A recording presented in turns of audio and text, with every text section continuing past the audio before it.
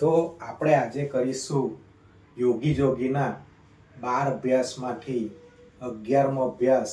તો તેમાં કરવાનું છે આપણે ટાળી દાવ, અને ટાળી દાવ કરવાથી આપણા હાથ પગના સ્નાયુ મજબૂત થાય છે અને આપણા શરીરમાં એનર્જી વધે છે, આપણામાં પરસેવો છૂટે છે, જે ઝેરી તત્વો છે તે દૂર થાય છે અને આપણા શરીર માટે ખૂબ જ ફાયદાકારક છે. વેઇટ લોસ પણ થાય છે, પાચન શક્તિ પણ મજબૂત થાય છે. તો તેને માટે 1 2 3 4, 1 2 3 4, 1 2 3 4, 1 2 3 4, 1 2 3 4.